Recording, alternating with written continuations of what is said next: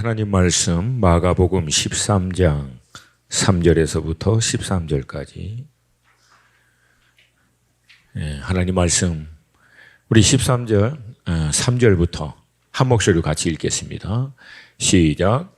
예수께서 감난산에서 성전을 마주 대하여 앉으셨을 때 베드로와 야고보와 요한과 안드레가 조용히 묻되 우리에게 이르소서 어느 때에 이런 일이 있겠사오며 이 모든 일이 이루어지려 할 때에 무슨 징조가 있사오리이까? 예수께서 이르시되 너희가 사람의 미혹을 받지 않도록 주의하라. 많은 사람이 내 이름으로 와서 이르되 내가 그라하여 많은 사람을 미혹하리라. 난리와 난리의 소문을 들을 때 두려워하지 말라. 이런 일이 있어야 하되 아직 끝은 아니니라. 민족이 민족을 나라가 나라를 대적하여 일어나겠고 곳곳에 지진이 있으며 기근이 있으리니 이는 재난의 시작이니라. 너희는 스스로 조심하라. 사람들이 너희를 공회에 넘겨주겠고 너희를 회당에서 매질하겠으며 나로 말미암아 너희가 권력자들과 임금들 앞에 서리니 이는 그들에게 증거가 되려 함이라. 또 복음이 먼저 만국에 전파되어야 할 것이니라. 사람들이 너희를 끌어다가 넘겨줄 때 무슨 말을 할까 미리 염려하지 말고 무엇이든지 그때 너에게 주시는 그 말을 하라. 말하는 이는 너희가 아니요 성령이시니라. 형제가 형제를 아버지가 자식을 죽는 데 내주며 자식들이 부모를 대적하여 죽게 하리라. 또 너희가 내 이름으로 말미암아 모든 사람에게 미움을 받을 것이나 끝까지 견디는 자는 구원을 받으리라. 아멘. 아멘.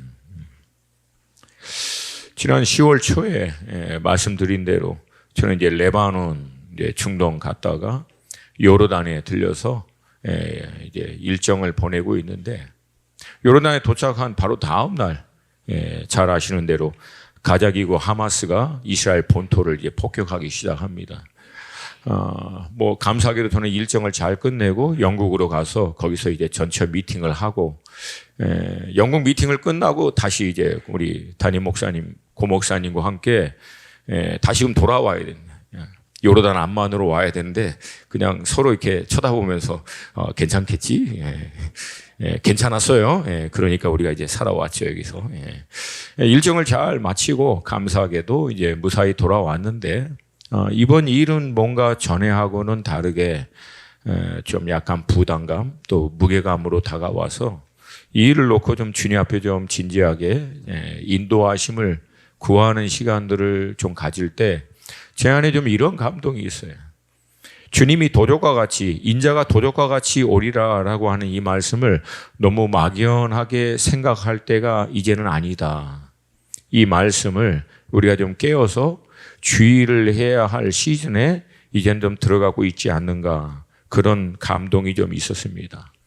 특별히 여러분 아모스 선지자를 보면은 말세에 일어날 일에 대한 순차적인 기록들이 정확하게 나와 있습니다.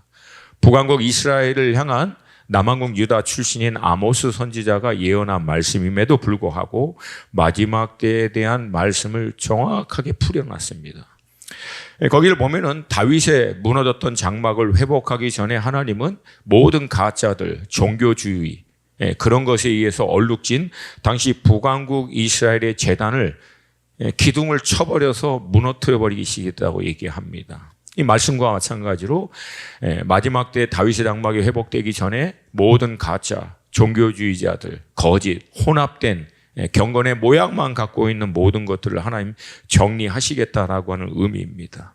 그리고 나서 하나님은 진짜인 다윗의 장막을 회복하시고 다윗의 장막을 중심으로 에돔과 주님의 이름으로 일컬음을 받을 모든 영혼들을 열방 가운데 돌이킬 것이라고 말하고 계세요. 근데 여기 기록되기를 그 어마어마한 이제 추수가 진행될 때 그 모습이 굉장히 이전과는 다른 독특한 모습이 그 안에 있는데 첫 번째, 파종하는 자가 추수하는 자를 따라갈 거라는 거예요. 보통 추수 끝나면 여러분 겨울 지나고 봄이 돼야 그때 다시 파종합니다. 근데 마지막 때에 이 추수는 추수 끝나자마자 씨를 또 뿌려버리는 거예요. 뒷부분에 포도를 밟는 자가 추수하는 자 뒤를 따라갈 거라고 나와요. 여러분 추수하면 보통 그거 이게 다 담아서 그 다음에 이게 해야 되는데 이 포도를 밟는 자가 씨 뿌리는 자 뒤를 따라갈 만큼 이 추수를 맺는 속도가 굉장히 빨라질 거라고 하는. 그러니까 이것은 정상적인 일반적인 속도로 마지막 추수는 진행이 안 될 거라는 거예요. 강권적으로 하나님의 역사를 통해서 굉장히 빠르게 진행될 거다. 그렇기 때문에 이 추수 끝나자마자 주님이 다시 오는 것은 도적과 같이 한순간에 오게 될 것이다 라고 하는 거예요.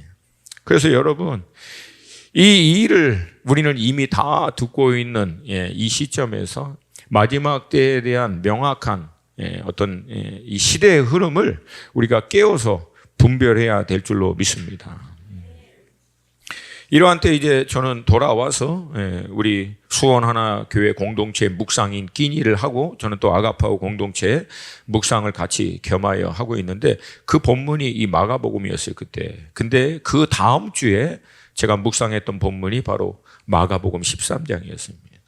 근데 이 말씀을 딱 대하는데 이전의 마지막 때에 대한 이 메시지와는 사뭇 다른 무게감으로 본문을 좀 대하는 좀 그런 감동을 주님이 주셨는데 오늘 본문의 이 배경은 우리가 잘 알다시피 예수님이 3년 반의 공생애를 마치고 마지막으로 예루살렘 성에 입성하시고 성전에 들러서 성전을 청소하시고 나올 때 제자들이 그 헤롯 성전이죠. 40년을 지었는데도 아직 끝나지 않을 만큼 그 사이즈와 규모가 어마어마한 성전이었습니다. 근데 그 성전을 보면서 제자들이 예수님 보고 마치 이런 뉘앙스에 주님, 이 성전 정말 대단하지 않습니까? 엄청나지 않습니까? 라고 했던 말에 대한 예수님의 답변이 오늘 본문의 배경입니다. 13장 1절과 2절 우리 한 번만 더 읽겠습니다. 시작. 예수께서 성전에서 나가실 때 제자 중 하나가 이르되 선생님이여 보소서.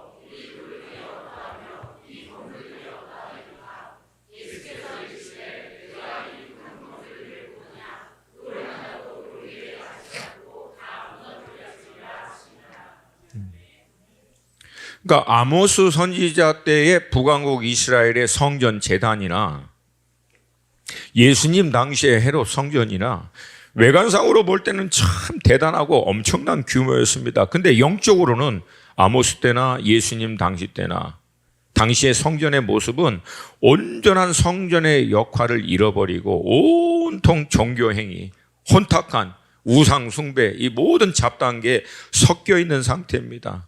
그래서 하나님은 아모스 때 했던 거하고 똑같이 헤롯 성전을 향해서도 다음과 같이 예언한 거예요. 돌 하나도 돌 위에 남지 않고 다 무너뜨리리라. 그리고 지난 2000년 기독교 역사를 보더라도 주님께서 행하시는 일은 명확합니다. 그리고 교회가 가졌던 모습도 사뭇 패턴이 거의 비슷해요. 여러분 본질을 교회가 잃어버리면 교회는 화려해집니다. 이걸 절대 여러분 놓치지 않으셔야 돼요. 신앙도 마찬가지예요. 신앙 안에 본질을 놓쳐버리면 자꾸만 외적으로 시끄럽고 요란해집니다. 속이 비어있기 때문에. 유럽 교회가 언제 무너지기 시작했냐면 가장 유럽 교회 건물이 화려할 때 무너지기 시작했어요. 미국 똑같습니다. 한국 똑같아요. 그러니까 여러분 외관상으로 이렇게 화려하고 대단한 거 이런 규모 이게 제가 지금 많이 절제하고 있어요. 이런 거에 여러분 휩쓸리지 않기를 주님의 이름으로 축복합니다. 우리 주님은 외관상의 모습에 물론 어느 정도 질서 있게 갖추어야 할 것은 갖추어 하는 게 맞지만 주님의 주 관심은 외적의 모습이 아니라 우리의 무엇을 늘 주님은 바라보고 계신다. 우리의 마음, 우리의 중심. 아멘입니까? 아멘입니까? 이제 이 충격적인 얘기를 듣고 난 다음 제자들이 감람산에 가서 예수님께 조용히 나와 묻습니다. 3절과 4절 말씀이에요. 같이 읽습니다. 시작. 예수께서 감람산에서 성전을 마주 대하여 앉으셨을 때 베드로와 야고보와 요한과 안드레가 조용히 묻되 우리에게 이르소서 어느 때에 이런 일이 있겠사오며 이 모든 일이 이루어지려 할 때 무슨 징조가 있사오리까? 여러분 3절을 가만히 보세요. 예수께서 감난산에 거기서 성전을 마주 대하여 성전을 바로 보고 있는 거예요. 그리고 앉아 계시는 거예요. 감난산에 앉아서 성전을 바라보고 계시는 여러분 예수님의 마음을 느낄 수 있으십니까? 역사적인 사건으로는 40년 후 정확하게 AD 70년 로마의 디도 장군에 의해서 하나님의 임재, 거룩한 하나님을 모시고 있어야 될 성전이 이방 손에 의해서 처참하게 무너져 버립니다. 이걸 아시는 주님이 그 성전을 바라볼 때 여러분 주님의 마음은 어떠시겠어요? 그와 함께 하나님의 택하신 백성들이 잔인하리만큼 학살을 당하고 결국 열방에 다 흩어지고 이스라엘이라고 하는 나라는 지구상에서 없어지는 일들이 이제 곧 일어날 것을 아시는 주님이 그걸 바라보고 계시는 거예요.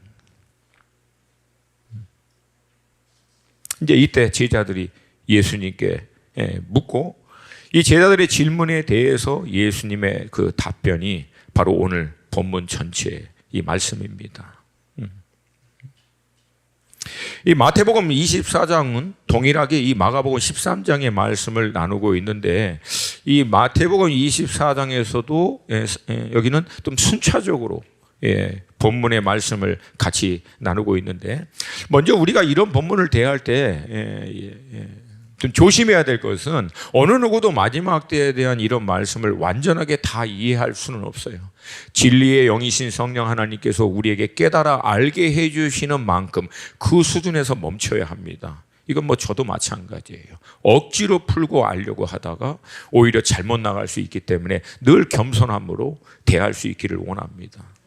아울러 이런 본문은요, 두 관점으로 봐야 됩니다. 첫 번째는 방금 말씀드린 대로 이게 AD 30년에 예수님이 성전을 바라보고 하신 예언인데 40년 후 AD 70년 말씀드린 대로 진짜 역사적인 사건으로 로마의 디도 장군에 의해서 예루살렘이 멸망하면서 성전도 완전히 무너지거든요. 그러니까 가장 먼저 이런 본문을 대할 때는 역사적 관점, 역사적으로 실제 일어난 사건의 관점으로 먼저 봐야 합니다.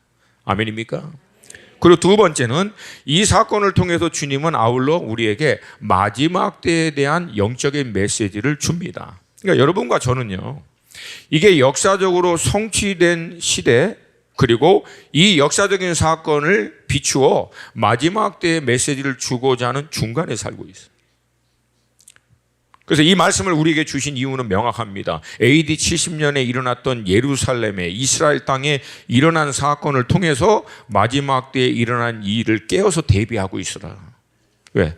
사뭇 영적으로 비슷한 일들이 똑같이 여기는 택한 백성 이스라엘이었지만 여기는 구원받은 교회를 향하여 똑같은 일들이 진행될 거니까 깨어있기를 주님의 이름으로 축복합니다.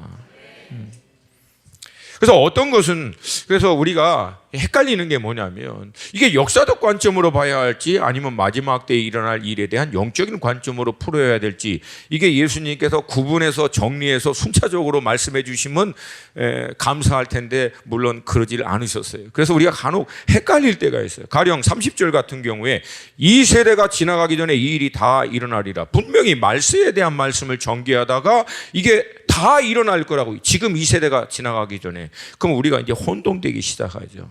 근데 이 말씀은 말세에 대한 메시지가 아니라 AD 70년에 일어날 역사적인 사건에 대해서 주님이 얘기한 것이에요.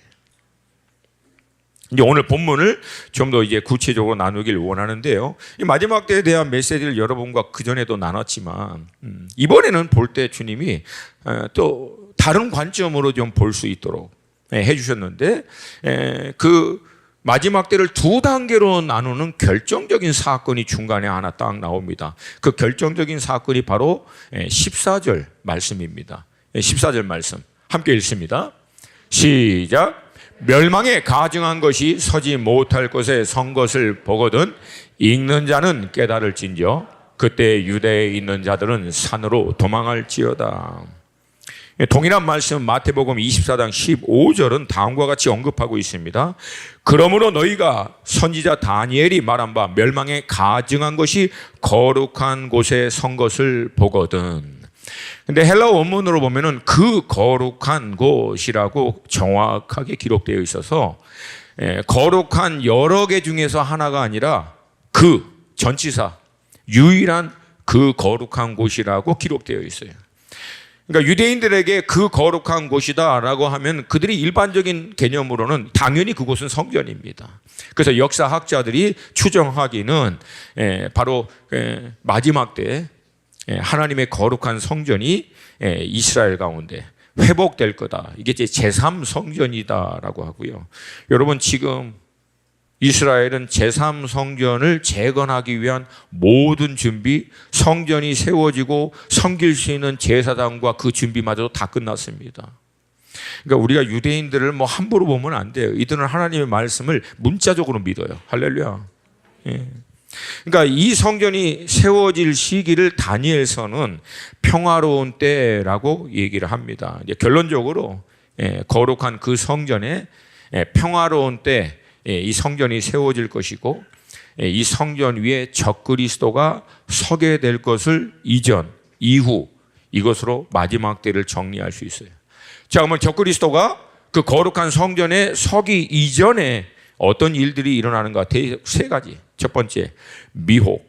두 번째는 재난. 세 번째는 핍박과 환난입니다. 여기서 얘기하는 이 환난은 적그리스도 등장 이후에 일어나는 대환난하고는 비교가 됩니다. 이 대환난의 특징은 이전에도 없었고 이후에도 없을 전무후무한 유일한 엄청난 환난이고, 오늘 여기서 언급하고 있는 이 환난은 그거보다는 상대적으로 조금 덜한, 물론 만만치 않아요. 만만치는 않습니다. 그 약간 구별되어 있는, 그렇게 볼 수 있습니다. 자, 그렇다면 가장 먼저 어떤 미혹이 일어나는가? 5절과 6절 말씀입니다. 같이 읽습니다. 시작. 예수께서 이르시되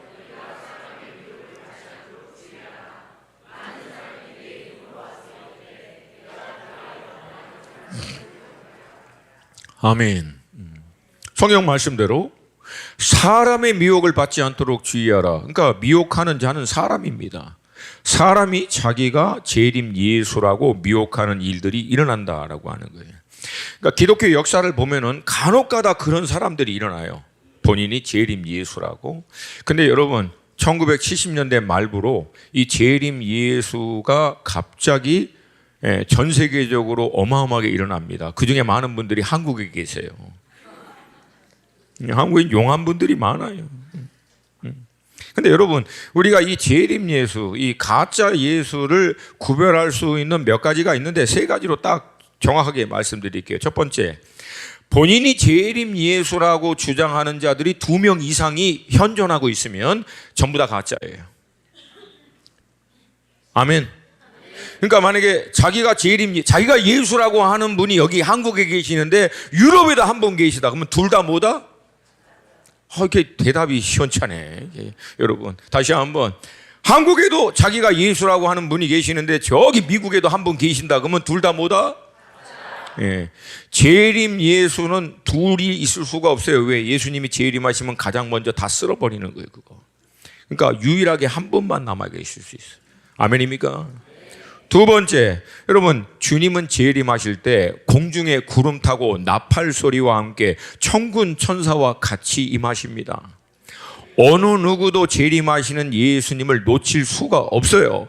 목사님, 그래도 혹시 제가 깨어있지 않아서 제가 멍 때리고 있다가 주님이 오셨는데 놓칠 수 있지 않겠습니까? 아니에요, 여러분. 불신자도 주님이 재림하시면 보게 돼요. 그래서 두려워서 숨는다고 나오잖아요. 두려워서 숨어요, 그들은. 우리는 기쁨으로 맞이하고. 할렐루야. 할렐루야. 그래서 여러분, 주님은 우리가 아뿔싸 하는 순간에 어느 날 임할 수 있다 없다? 거기 약해 대답이 다들. 있다 없다? 아멘입니까? 주님이 임하시면 여러분이 깨어있고 안 깨어있고 영적으로 뭐 준비가 되고 안 되고 상관없어요. 불신자도 볼 수 있을 만큼 큰 나팔 소리와 함께 구름 타시고 천군 천사와 함께 오시기 때문에 한 사람도, 지구상에 한 명도 놓칠 수가 없다는 거예요. 그러므로 여러분, 주님이 우리가 모르는 사이에 이 땅 가운데 올 수 없기 때문에 누가 아주 어마어마한 주님이 저기 계신다라고 해도 따라갈 필요가 없다라고 하는 거예요. 할렐루야. 세 번째, 마태복음 24장 14절 말씀.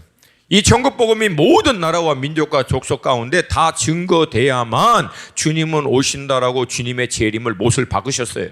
이 얘기는 복음이 모든 나라와 족속과 방 가운데 전파돼서 비로소 그 땅에서도 주님 오시옵소서, 왕이신 예수님 오시옵소서라고 공식적인 초청을 받아야만 주님은 모든 나라와 민족과 족속의 초청에 의해서 오신다는 거예요. 근데 지금 아직도 18억이 복음을 들어보지도 못했어요. 주님 올 수 있어요, 없어요?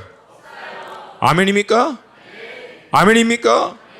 그러니까 모든 나라와 민족이 공식적으로 왕이신 예수님 오시옵소서라고 공식적으로 초청하고 주님을 불러야만 주님은 올 수 있다는 거예요. 그 초청을 통해서. 할렐루야. 그 다음 두 번째는 이제 재난의 시대입니다. 물론 미혹도 여전히 진행돼요.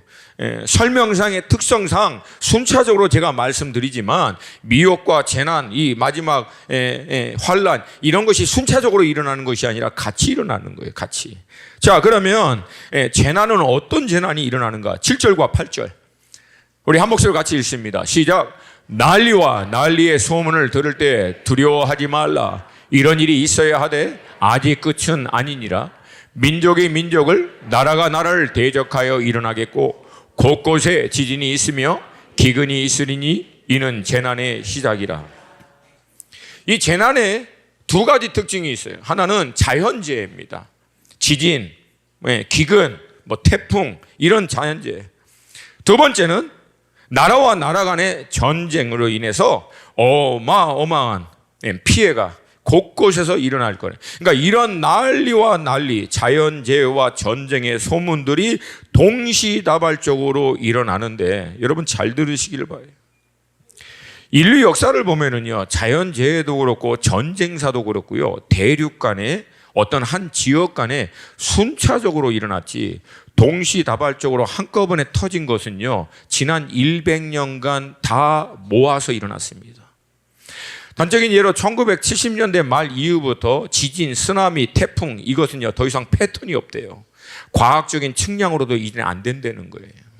그러니까 여러분 그린랜드 한번 화산 터져버리니까 유럽과 미국으로 오가는 비행기 완전히 멈춰가지고 말도 안 되는 엄청난 재난 손실이 일어나게 되고, 근데 여러분 거기서 멈추지 않고 얼마 안 지나서 또 쓰나미 터지고 막 곳곳에서 일어난다는 거예요. 그러니까 여러분, 우리는요, 주님이 이미 말씀하신 이 현상이 세계 곳곳에서 본격적으로 일어나고 있는 이 시점에 이미 들어가고 있다라고 하는 거예요. 이미. 제가 말씀드린 것은 과학적인 팩트예요. 믿음으로 그렇게 봐야 한다라고 하는 의미가 아니에요. 과학적인 팩트가 자연재해가 1970년대 말 80년대 초 들어오면서 더 이상 패턴이 안 잡힌다는 거예요. 그리고 한 군데서만 안 일어나. 동시다발적으로 곳곳에서 함께 터집니다. 전쟁도 마찬가지예요. 지금 우크라이나하고 러시아하고 그러고 있는데 하마스하고 이스라엘하고 있고 100년간 보세요. 세계 2차 전쟁. 근데 아시아에 다시 일본하고 또 전쟁. 이런 예가 없어요. 이렇게 엄청난 전쟁이 동시다발적으로 일어난 케이스가 별로 없습니다. 마지막으로 적그리스도가 등장하기 전에 일어날 세 번째 이런 이제 환난과 핍박하는 자들이 일어난다. 9절 말씀이에요. 9절 말씀 함께 읽습니다. 시작.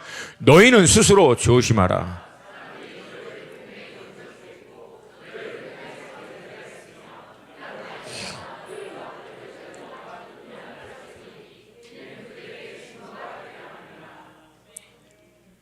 근데 여러분 이 시작이 이제 심해지게 되면 어떤 양상으로 흘러가게 되냐면 12절과 13절 말씀이에요. 여러분 이 말씀 제발 가볍게 보시면 안 돼요. 12절과 13절 이건 주님이 하신 말씀이에요. 마지막 때에 대해서. 함께 읽습니다. 시작. 형제가 형제를, 아버지가 자식을 죽는데 내주며 자식들이 부모를 대적하여 죽게 하리라. 또 너희가 내 이름으로 말미암아 모든 사람에게 미움을 받을 것이나 끝까지 견디는 자는 구원을 받으리라. 북한은 이미 일어나고 있어요. 중동의 일부 나라는 이미 일어나고 있습니다. 중국 안에서도 소극적이지만 이미 이 일이 일어나고 있어요. 그러니까 이것은 먼 미래에 일어날 일이 아니라는 거예요. 근데 여러분, 이게 순차적으로 어떻게 일어나냐면 가장 먼저 마태복음 24장을 보면 믿음에서 실족하게 된 자들이 먼저 일어납니다. 그러니까 가짜들이었죠. 본인은 예수 믿고 구원받은 성도라고 하는데 실상은 가짜예요. 그러니까 핍박과 어려움이 오니까 그 믿음에서부터 떨어져 나가는 거. 좀 죄송한 단어로 표현한다면 배교죠, 배교. 믿음에서 떨어져 나가는 거예요.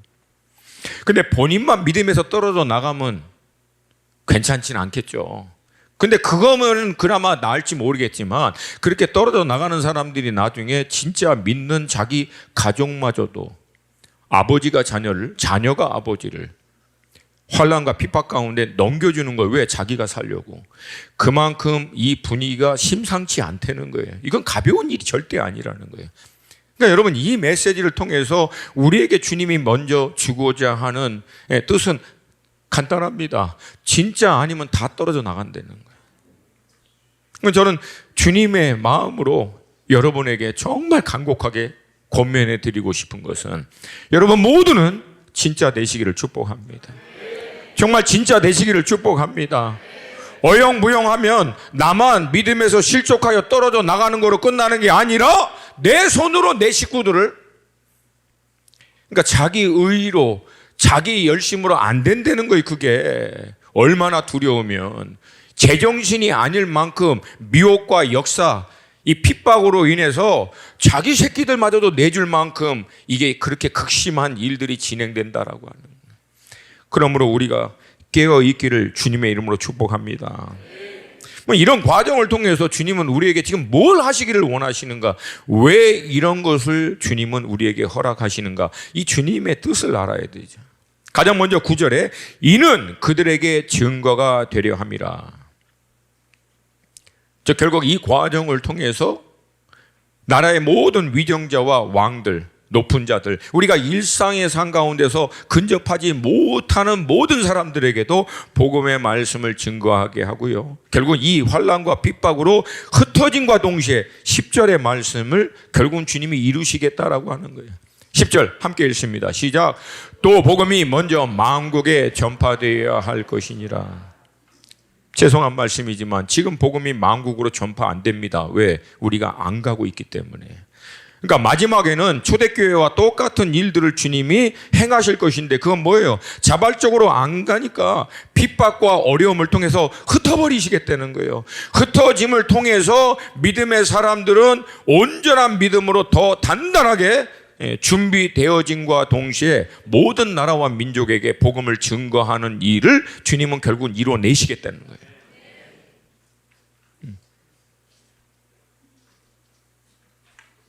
그리고 그렇게 끌려갈 때 어떻게 말해야 할지 두려워하거나 걱정하지 말라고 성경은 얘기합니다. 왜요? 11절 같이 읽습니다. 시작. 사람들이 너희를 끌어다가 넘겨줄 때 무슨 말을 할까 미리 염려하지 말고 무엇이든지 그때 너희에게 주시는 그 말을 하라. 말하는 이가 너희가 아니요 성령이신. 즉 성령 하나님이 주시는 감동에 따라 두려움 없이 담대하게 증거할 수 있게끔 된다는 거예요. 할렐루야. 할렐루야. 여러분 이 얘기는 뭐예요? 이미 이것을 통과해서 이 수준까지 온 사람들은 성령 하나님과 교통이 되고 있는 상태에 이를 거라는 거예요. 따라오십니까? 따라오세요. 그러니까 우리가 막연하게 생각했던 성령 하나님과의 실제적인 교통, 그분의 음성을 듣고 인도하심을 분별하여 그분의 능력으로 이 일을 감당하는 것이 이때는 실제가 될 거라는 거예요. 실제가. 할렐루야. 그러면 여러분 이렇게 될 수 있도록 지금부터 준비하셔야 돼요. 아멘입니까? 아멘입니까? 결정적인 이 환난과 이 핍박 때에 일어나는 이 문제는 우리가 뭘 잘못해서가 아니라는 거예요. 이걸 제발 여러분들이 명심하셔야 해요. 우리가 뭘 잘못하고 우리가 뭔가 좀 제대로 안 하기 때문에 이런 핍박이 오는 게 아니라는 거예요. 13절 말씀처럼 예수님의 이름 때문에, 예수님 믿는 것 때문에 핍박을 받는다는 거예요. 저는 여러분 이걸 보면은 앞으로 세상이 어떻게 흘러갈지가 명확하게 보여요. 모든 나라와 민족과 족속과 방언에 그 나라의 법, 시스템, 체계가 이제는 예수 믿는 사람은 합법적으로 핍박을 받을 수밖에 없도록 만들어질 거라는 거예요. 이미 유럽 됐어요, 그렇게. 미국 돼가고 있고 한국도 그런 법과 시스템을 만들어야 한다고 주장하는 사람들이 이미 벌써 나왔잖아요. 다른 교묘한 이름으로. 그러니까 미혹이죠. 실상은 약자들, 소외된 사람들, 어려운 사람들을 도와준다라고 하는 이름으로 포장은 했지만 근본적으로 이들의 창끝이 가리키고 있는 곳은 누구예요? 교회입니다. 교회. 믿는 성도들이라는 거예요. 그러니까 이게 돼버리면 합법적으로 예수 믿는 사람은 진리를 따라 살기를 원하는 사람들은 핍박을 받을 수밖에 없는 상황으로 들어간다.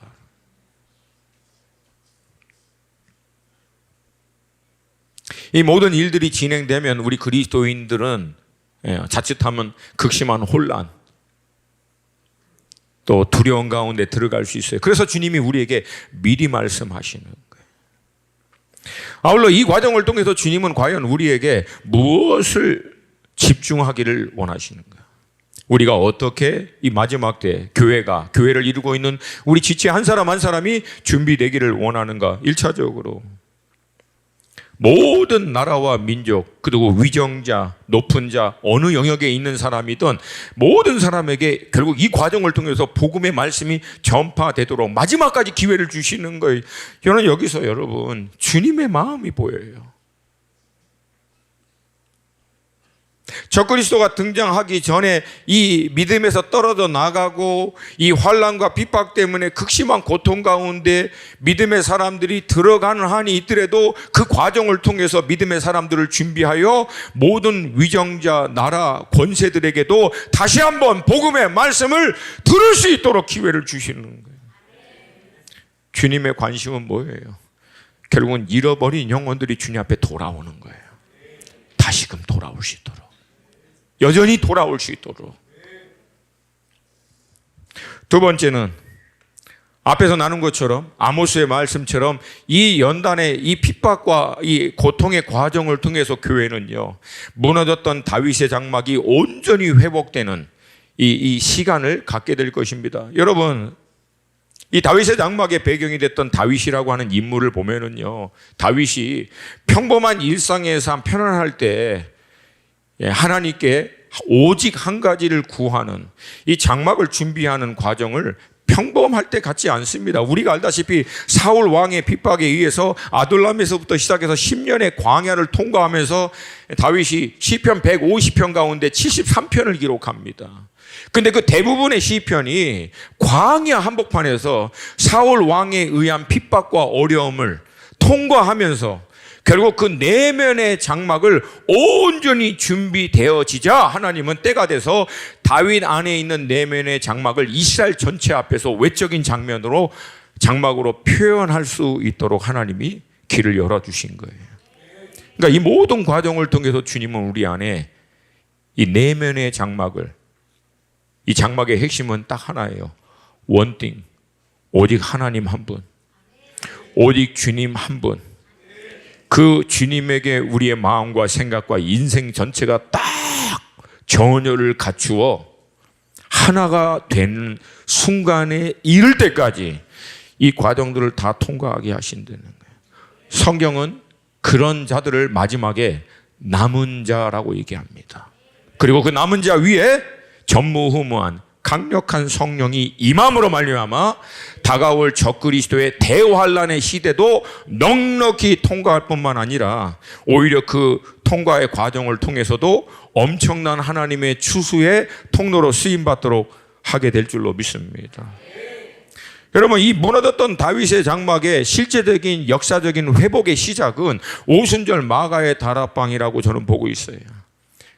오순절 마가의 다락방에 모였던 50문도가 전심으로 기도하며 위에서부터 이 말, 주님의 약속의 말씀의 성취를 위하여 저들이 오로지 기도하는 가운데 있었을 때 요엘 선지자의 예언과 같이 강력한 성령님이 그들 가운데 임함으로 말미암아 베드로 한 사람의 설교로 3,000명이 돌아옵니다. 그러니까 이전하고는 양상이 완전히 다르다는 거예요. 할렐루야. 그리고 2000년 기독교 역사를 통해서 일어난 부흥의 공통적인 패턴은 전심으로 모여서 기도한 거예요. 그리고 그들의 마음이 주님 안에서 하나 될 때까지 그들이 했던 것은 회개였습니다. 회개였어요.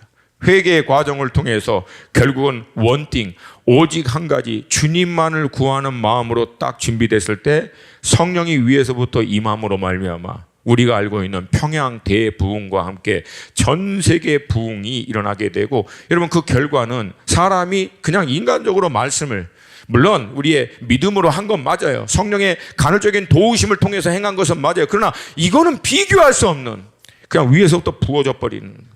할렐루야. 그래서 수많은 영혼들이 주님 앞에 돌아오게 된다라고. 그래서 여러분, 적그리스도가 등장하기 전에 주님은요, 그러니까 어떻게 보면 주님이 그걸 붙들고 있는 거예요. 교회가 준비될 때까지, 교회가 그리스도 예수 안에서 온전한 장막을 회복하여 하나님 한 분을 향해서 재정렬되어지고 온전하게 준비될 때까지 하나님이 딱 붙들고 있는 거예요. 그리고 준비되어지고 난 다음 요엘 선지자의 예언과 같이 부어버리시겠다. 할렐루야. 할렐루야. 그걸 통해서 나타나는 양상은 뭐예요? 극심한 환난과 핍박을 우리가 통과할 거예요. 이전엔 비교할 수 없는. 그럼에도 불구하고 넉넉히 이겨낼 뿐만 아니라 엄청난 하나님의 추수의 통로로 쓰임받게 될 줄로 믿습니다. 요한계시록 7장 9절과 14절 말씀이에요. 함께 읽습니다. 9절 14절 시작. 2일 후에 내가 보니 각 나라와 족속과 백성과 방언에서 아무도 능히 셀 수 없는 큰 무리가 나와 흰 옷을 입고 손에 종려가지를 들고 보좌 앞과 어린 양 앞에 서서 14절 시작. 내가 말하기를 내 주여 당신이 아시나이다 하니 그가 나에게 이르되 이는 큰 환난에서 나오는 자들인데 어린 양의 피에 그 옷을 씻어 희게 하였니.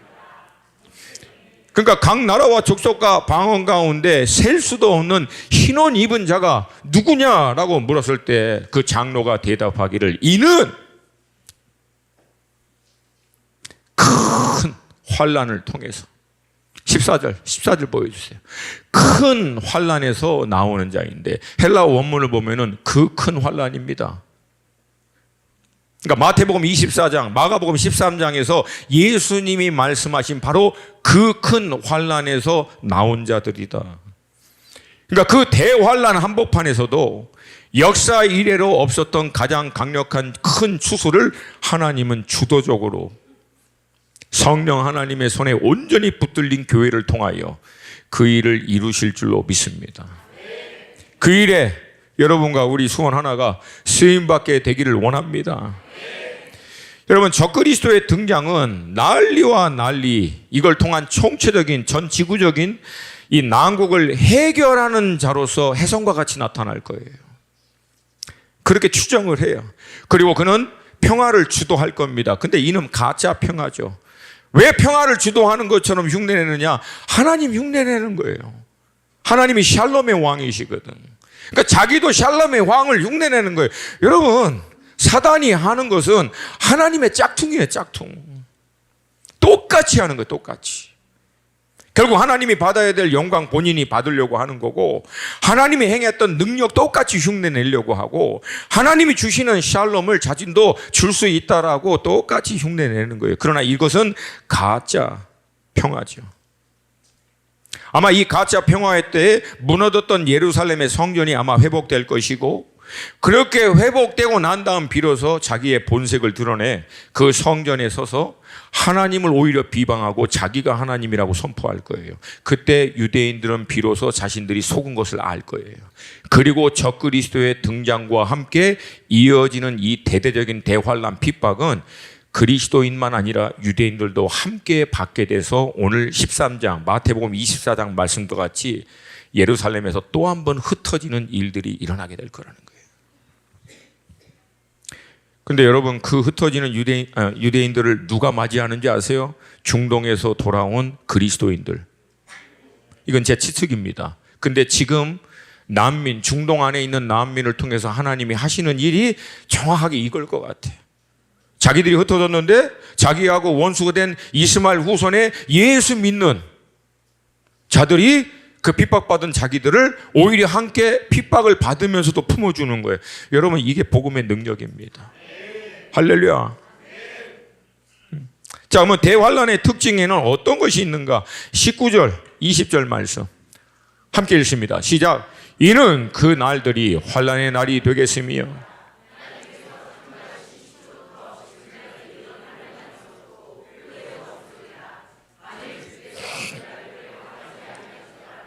모든 육체가 구원을 얻지 못할 것이거늘 자기가 택하신 자들을 위하여 그날을 감하셨느니라.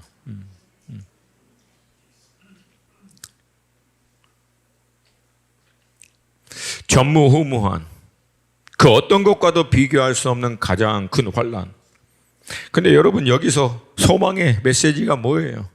자기가 택하신 자들을 위하여 그날을 감하셨느니라. 할렐루야. 두 가지를 얘기하고 있죠. 우리 성도들, 택함 받은 우리 성도님들은 환난 통과한다 안 한다? 통과한다 안 한다? 제발 통과한다라고 믿으세요. 나와 있잖아요. 통과하는데 우리가 감당하지 못할까 봐 주님이 그날을 감해 주시는 거예요. 할렐루야. 이 과정에서도 어둠의 영들은 마지막까지 믿는 사람들을 미혹할 겁니다. 21절, 22절 같이 읽습니다. 시작. 그때 어떤 사람이 너에게 말하되 보라 그리스도가 여기 있다 보라 저기 있다 하여도 믿지 말라. 거짓 그리스도인들과 거짓 선지자들이 일어나서 이적과 기사를 행하여 할 수만 있으면 택하신 자들을 미혹하려 하리라.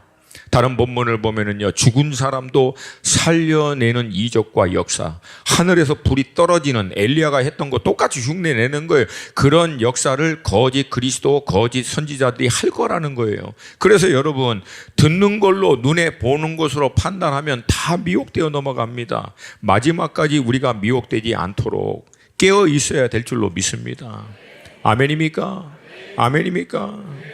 여러분, 이때를 위해서 주님은 우리에게 미리 말씀하시고 다음과 같이 경고하십니다. 23절 함께 읽습니다. 시작. 너희는 삼가라. 내가 모든 일을 너희에게 미리 말하라. 그러니까 여러분, 우리가 주님 앞에 가서 몰랐어요 그렇게 될지 라고 얘기할 수 있다 없다? 미리 다 얘기했다고 주님이 아예 못을 박았어요. 혹시라도 그렇게 얘기하는 분들이 일어날까 봐 우리 주님의 세심한 준비. 여기서 너희는 상가라 무슨 뜻이에요? 알아차리라, 인지하라, 통찰하라. 그러니까 이 말씀을 마음에 담아두고 준비하고 있다가 이런 일들이 일어나면 정확하게 통찰해라, 분별해라, 깨달아, 알아라. 그래서 미혹되지 않도록. 여러분, 다시 얘기합니다. 재림 예수가 왔다라고 누가 얘기하면 따라가면 돼요, 안 돼요? 갈 필요 있어요, 없어요? 죽은 사람도 살아났어요. 그래도 가요, 안 가요? 용이에요. 그래도 가야 됩니까, 안 가야 됩니까? 명확합니까? 명확합니까? 결론적으로 주님이 이 메시지를 통해서 우리에게 주고자 하는 말씀은 단순합니다. 첫 번째, 믿음 점검하라는 거예요. 내 믿음이 진짜인지 가짜인지 점검하라는 거예요. 저는요, 여러분에게 솔직히 얘기하겠습니다. 제가 목회자로서 여러분한테 뭘 그렇게 받아 누릴 게 있다고 이렇게 힘들고 어려운 메시지 하겠어요. 근데 제가 이 메시지를 여러분에게 드리는 이유는 다른 게 있지 않아요. 저는 정말 하나님의 종으로 여러분 한 분 한 분이 꼭 구원받아 다 천국 들어갈 수 있기를 축복합니다. 마지막 어떠한 미혹에서도 흔들리지 않고 명확하게 진리의 말씀으로 무장되어지고 성령 하나님과 실제적으로 무시로 교통하여 진리의 영이신 성령님, 나사렛 예수의 영이신 성령 하나님의 인도하심 때문에 가짜가 명확하게 분별이 되고 하나님의 진리의 음성에 따라 명확하게 인도하심을 받고 있기 때문에 흔들리지 않는 믿음의 사람이 되시기를 축복합니다. 빌립보서 2장 12절 말씀 함께 읽습니다. 시작. 그러므로 나의 사랑하는 자들아, 너희가 나 있을 때뿐 아니라 더욱 지금 나 없을 때에도 항상 복종하여 두렵고 떨림으로 너의 구원을 이루라. 너의 구원을 이루라. 너의 구원을 성취하라, 완수하라, 행하라. 우리의 구원의 이 믿음이 마지막까지 온전하게 끝까지 주님께 붙어 있을 수 있도록 깨어있기를 주님의 이름으로 축복합니다. 여러분, 그렇게 될 수 있는 유일한 길은 다른 게 아니에요. 복음의 이 진리의 말씀으로 무장됨과 동시에 살아계신 성령 하나님과 영적인 실제적인 교통이 있어야만 가능하다라고 하는 거예요. 여러분 잘 들으셔야 돼요. 마태복음 24장에 똑같이 오늘 본문 마가복음 13장과 같이 마지막 때에 대한 말씀을 하셨는데 24장 마지막 때에 대한 메시지 끝나고 25장에는 이 마지막 때에 대한 메시지를 예화를 들어 세 가지를 들어서 주님이 설명하십니다. 근데 그 첫 번째 예화가 바로 열처녀 비유입니다. 그 열처녀의 비유를 통해서 주고자 하는 메시지는 5명은 기름을 준비한 사람, 5명은 기름을 준비하지 않은 사람. 준비하지 않은 사람의 결론은 명확합니다. 못 들어갔어요. 문이 닫혀서. 그럼 여기서 기름을 우리가 알잖아요. 기름은 성령 하나님을 얘기한다라고. 그러니까 기름을 준비했다는 얘기는 성령 하나님과 무시로 교통이 되고 있는 상태여서 성령의 기름 부으심, 성령의 음성, 성령의 인도하심, 성령의 능력을 받고 있는 상태를 유지하고 있는 것을 얘기하고요. 그들만이 마지막까지 이 대환란과 핍박 가운데서도 영적으로 분별하여 이것을 넉넉히 이겨낼 뿐만 아니라 성령의 능력에 의해서 복음을 증거하여 수많은 영혼들을 인도하여 마지막 천국잔치에 들어갈 수 있게 될 줄로 믿습니다. 그 얘기는 여러분 명확하잖아요. 과연 지금 우리는 살아계신 성령 하나님과의 이 실제적인 영적인 교통이 되고 있는가? 이거 하라고 우리를 육신으로 태어난 우리를 복음의 능력에 의해서 다시 거듭나게 하셔서 영적으로 태어나게. 왜? 영이신 성령 하나님과 교통할 수 있는 존재가 될 수 있도록. 할렐루야. 할렐루야. 그러므로 여러분, 우리가 믿음을 점검하는 것은 단순히 내가 예수 믿고 구원받았나 여기에만 멈출 것이 아니라 살아계신 성령 하나님과 내 영이 깨어서 무시로 교통하는 상태, 그 컨디션을 유지하고 있는가, 이거를 돌아보라는 거예요. 제가 이전에 늘 잔소리와 같이 다시 한번, 뭐 어쩔 수 없어요. 뭐 오늘 마지막이니까 나도 이제 좀 한동안 쉴 수 있으니까. 잔소리지만 따라서 합시다. 모든 것은 컨디션이 중요하다. 몇 번을 얘기했어요. 몸의 컨디션 안 좋으면 몸이 원하는 대로 움직여요, 안 움직여요? 지정의적인 사고도 이걸 컨디션을 합리적으로 이성적으로 새로운 지식을 통하여 논리 정연하게 이걸 막 발표하고 정리하는 것을 안 하면 머리가 원하는 대로 움직여요, 안 움직여요? 영은 똑같다는 거예요. 은사의 문제가 아니라 다른 어떤 영적인 체험의 문제가 아니라 성령의 음성을 들을 수 있는 영의 컨디션이 있고 성령의 인도하심을 받을 수 있는 영의 컨디션이 있고 성령의 기름 부으심을 통하여 능력을 나타낼 수 있는 컨디션이 있다는 컨디션. 이 컨디션을 만들 수 있는 유일한 길, 여러 다른 것 중에 가장 중요한 것은 기도입니다. 기도입니다, 여러분. 기도입니다, 여러분. 기도가 가장 강력하게 우리 영을 깨어있게 하고 성령 하나님과 교통할 수 있는 상태를 유지하도록 만든다는 거예요. 그러므로 여러분, 지금 기도 안 하면 마지막 때까지 버틸 수 있다 없다?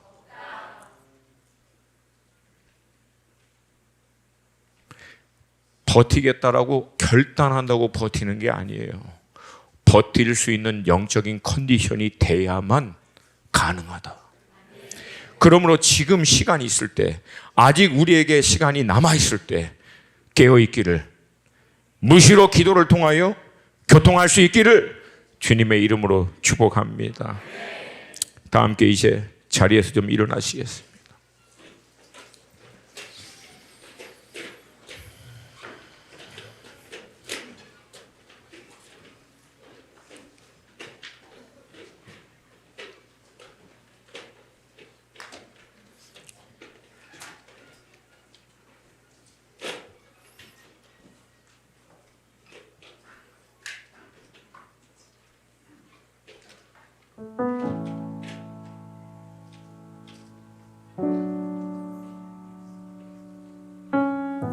최근에 우리 교회에 새로 오신 우리 믿음의 식구들 여러분에게 제가 나누고자 하는 것이 있어요.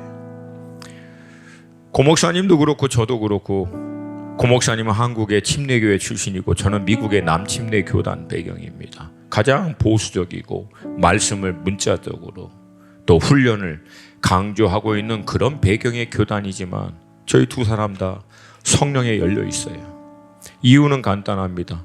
저희들은 성경에 기록한 대로 믿음의 삶을 따라갑니다. 성경에 말씀하시기를 성령을 멸시하지 말라고 나와 있고요, 예언을 무시하지 말라고. 할렐루야, 할렐루야. 성령을 멸시하지. 그러므로 여러분, 저희들은 지금도 성령의 역사를 믿습니다. 할렐루야. 영으로 깨어있는 것이 무엇보다 신앙생활에선 중요하다라고 하는 것을 믿습니다. 이 부분에 있어서 여러분의 어떤 교단적인 배경이나 이전에 했던 신앙의 모습이나 상관없이 저는 간곡하게 도전드리고 부탁합니다. 여러분, 영이 깨어있기를 축복합니다. 영이 깨어있어야 하나님의 말씀이 지식이 아니라 진리의 말씀으로 내 안에 역사하죠. 영이 안 깨있으면 말씀과 성경적인 모든 것은 여러분 머리에 인포메이션, 지식으로 남습니다. 그거는 우리의 삶을 하나도 변화시키지 못합니다. 성령 하나님의 인도하심에 따라 그 진리를 깨달을 때 그 진리가 내게 하나님이 개인적으로 확증해 주시고 역사하시는 능력의 말씀이 될 줄로 믿습니다. 초대교회는 말씀드린 대로 마지막 때 거울과 같습니다. 당시 로마 정부, 또 당시 종교 지도자들에 의해서 수많은 그리스도인들이 현장에 이슬과 같이 다 순교하며 사라지고, 예수님을 직접 따랐던 예수님의 수제자들도 하나하나 사도들이 다 현장에 이슬과 같이 사라져 갔습니다. 더욱이 AD 70년 정말 로마가 이스라엘을 멸망시키고 난 다음에 대대적인 핍박이 그때부터 어마어마하게 일어납니다. 근데 유일하게 생존하신 분이 바로 반모섬에 유배되었던 우리가 알고 있는 사도 요한입니다. 그러니까 사도 요한만 이제 살아남은 거예요. 여전히 주님의 교회는 엄청난 핍박 가운데, 고통과 고난 가운데 들어가고 있을 때, 함께 주님을 따랐던 자기의 동료들도 다 현장에 이슬처럼 사라지고 있을 때, 아마 사도 요한의 마음에도 그런 마음이 들었을 것 같아요. 이거 이러다가 교회가 끝나는 게 아닌가. 주님의 교회가 이거 이러다가 끝나는 게 아닌가. 근데 그때 하나님의 성령이 요한에게 강권적으로 임하여 그를 천상의 예배로 강권적으로 인도하십니다. 그리고 그의 영의 눈을 열어 마지막 때에 하나님이 행하실 일, 결국은 주님의 몸된 교회가 승리하게 되시고 주님 다시 오실 것에 대한 메시지를 환상과 함께 요한에게 보여주십니다. 그거 받은 다음에 요한이 기록한 것이 요한계시록의 말씀이에요. 당시 소아시아의 7교회와 함께 올 수 있는 많은 핍박과 어려운 가운데서도 여러분, 요한계시록의 메시지는 간단합니다. 교회가 반드시 승리한다. 예수님 반드시 돌아오신다. 비록 환난과 핍박과 어려움이 있더라도 큰 나팔 소리와 함께 주님 다시 돌아오시고 그 모든 걸 넉넉히 이겨내고 그 한복판에서도 전부후무한 추수의 어마어마한 일을 감당한 교회가 마지막은 승리하게 될 것이다. 할렐루야, 할렐루야. 여러분과 저는 반드시 승리할 것입니다. 우리 주 예수 그리스도께서 그렇게 약속하셨습니다. 그러므로 믿음 안에서 견고하여 저셔서 흔들리지 마시고 모든 무거운 것과 얽매이기 쉬운 죄는 벗어버리고 마음과 생각과 삶의 모든 것을 예수 그리스도 안에서 전열을 갖추어 마지막에 주님께서 우리를 통하여 행하실 일들, 환난과 핍박을 집중하지 마시고 그 한복판에서 주께서 행하실 놀라운 일을 집중하세요. 넉넉히 감당케 해주실 것입니다. 오히려 감당할 뿐만 아니라 놀라운 추수의 일꾼으로 여러분과 저를, 우리 교회를 사용하게 되실 줄로 믿습니다. 반드시 승리합니다. 반드시 이깁니다. 교회가 이깁니다. 교회가 승리합니다. 아멘입니까? 아멘입니까? 두 손 들고 이 시간 우리 함께 마지막으로 기도할 때 우리 가운데 다시 한번 믿음을 더하여 주시옵소서. 내 영혼아 깨어날지어다. 살아계신 성령님과 교통할지어다. 주님의 이름 한번 부르고 기도합니다. 주여!